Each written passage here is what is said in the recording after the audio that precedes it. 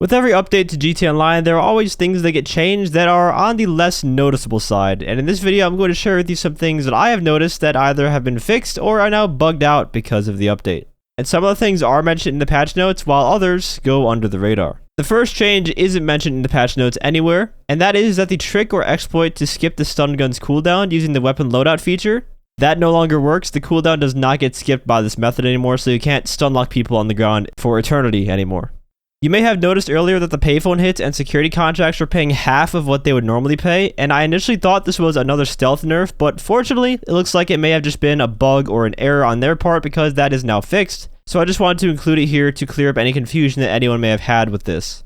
The Sparrow now has countermeasures, although there is a very funny bug with one of the countermeasures right now. You'll hear the sound when you pop the chaff, but the animation will not play and you don't see the particle effect from it, so it's pretty buggy. I believe the countermeasure still activates and blocks lock-on, but from far away it might be hard to tell if someone has popped the chaff, which might affect you in PvP, but you should still be able to hear the audio cue as well if you're closer.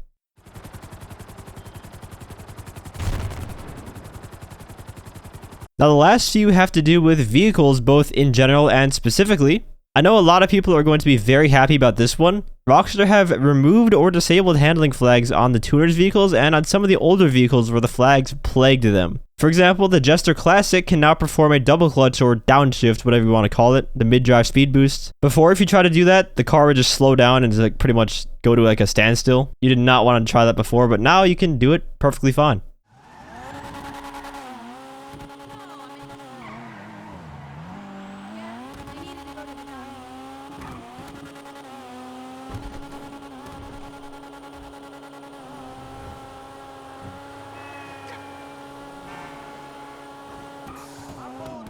And the tuners feel so much better with this change as well, much like they did before they were hindered by the handling flags.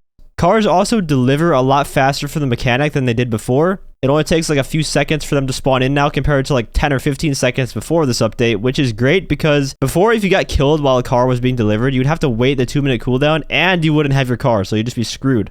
This change makes that less likely to happen. I didn't know about this one until I actually looked at the patch notes myself, but a few older vehicles got some new upgrades to them. For example, the Zentorno, the Turismo R, the Sentinel, the Sterling GT, Picador, and the Schwarzer all got some new upgrades such as liveries. The Sterling GT got the best care out of the bunch here though, because this car got the HSW treatment, and oh my goodness, it is quick.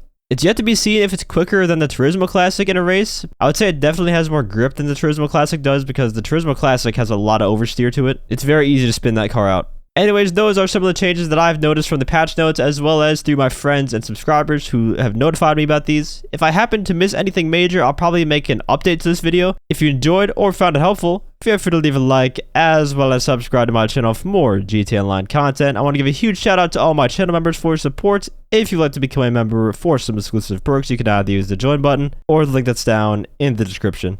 And as always, thanks for watching and have a great day.